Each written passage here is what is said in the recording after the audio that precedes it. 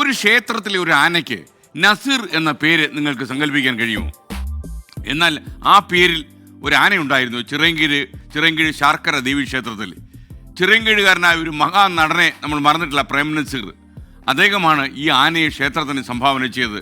എൻ്റെ ഓർമ്മ ശരിയാണെങ്കിൽ 1958 നടന്നൊരു സംഭവമാണ്. ഒരു ആനയെ വാങ്ങാൻ വേണ്ടി ചിറയൻകീഴിലെ ശാർക്കര ദേവി ക്ഷേത്രത്തിലെ ഭാരവാഹികൾ നസീറിനെ സമീപിച്ചു. യഥാർത്ഥത്തിലെ ഭാരവാഹികൾ ഒരു ആന എന്തായാലും വാങ്ങണം. അവർ ധനസമാഹരണം തുടങ്ങി. ഈ യജ്ഞം, അതായത് പൈസ ഉണ്ടാക്കാനുള്ള ഈ യജ്ഞം ഉദ്ഘാടനം ചെയ്യാൻ അവർ സമീപിച്ചത് ചിറയൻകീഴുകാരുടെ ആവേശമായ പ്രേം നസീറിനെയാണ്. പ്രേം നസീർ കത്തി നിൽക്കുന്ന സമയമാണ്. അദ്ദേഹം ക്ഷേത്ര ഭാരവാഹികളുടെ ആഗ്രഹവും പദ്ധതിയും ഒക്കെ വളരെ ശ്രദ്ധയോടെ കേട്ടു. ഒടുവിൽ അദ്ദേഹം പറഞ്ഞു, ഈ ആനയെ വാങ്ങാൻ ആവശ്യമുള്ള മുഴുവൻ പൈസ ഞാൻ തന്നേക്കാം എന്ന് പറഞ്ഞു. അവരൊന്നും ഞെട്ടിപ്പോയി. പ്രേം നസീറിൻ്റെ വാഗ്ദാനം കേട്ട് പിരിവ് അവർ നിർത്തി.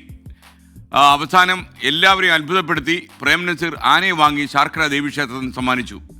ഈ അദ്ദേഹത്തിൻ്റെ നടപടിയുള്ള ആദരസൂചകമായ ആനയ്ക്ക് അവർ നസീർ എന്നാണ് പേരിട്ടത്. ജാതി മത ചിന്തകൾക്കപ്പുറം ശാർക്കര ദേവി ക്ഷേത്രത്തിൽ നസീർ എന്ന ആന അങ്ങനെ വിലസി. അതായത് ഈ എല്ലാ മതചിന്തകൾക്കും അപ്പുറം വലിയ മനുഷ്യരുടെ സാഹോദര്യത്തിൽ വിശ്വസിച്ച ഒരു മഹാ നടനും ജെന്റിൽമാനുമായിരുന്നു പ്രേം നസീർ. നിർമ്മാതാക്കളുടെ ഉറ്റ തോഴൻ.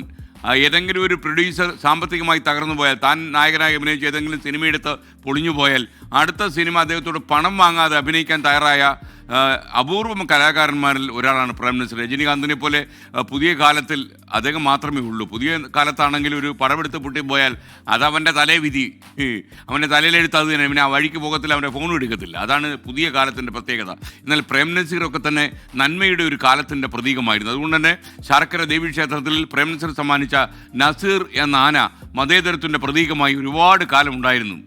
നമുക്ക് ഇന്ന് സങ്കല്പിക്കാൻ കഴിയാത്തൊരു കാര്യമാണ് ഒരു ദേവീക്ഷേത്രത്തിനുള്ളിൽ നസീർ എന്ന പേരുള്ള ഒരു കാട്ടാന ചെവിയൊക്കെ ഇങ്ങനെ ഉയർത്തി തുമ്പിക്കൈയൊക്കെ കാട്ടി വളരെ വിലസുന്നത്. ഈ ആസുരകാലത്ത് വർഗീയത വോട്ടാക്കി മാറ്റാൻ ശ്രമിക്കുന്ന ആളുകൾക്ക് മുന്നിൽ ഉയർത്തിക്കെട്ടിയ ഒരു പന്തമാണ് നസീർ എന്ന ആന.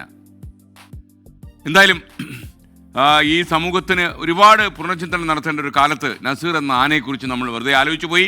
ചിറയൻകീഴ് ശാർക്കര ദേവീക്ഷേത്രത്തിൽ ഇതുമായി ബന്ധപ്പെട്ട ആളുകൾ ഇപ്പോഴും ജീവിച്ചിരിക്കുന്നുണ്ടാകും. അവരൊക്കെ വളരെ ആത്മാഭിമാനത്തോടെ ഓർക്കുന്ന സംഭവമായിരിക്കും ഇത്.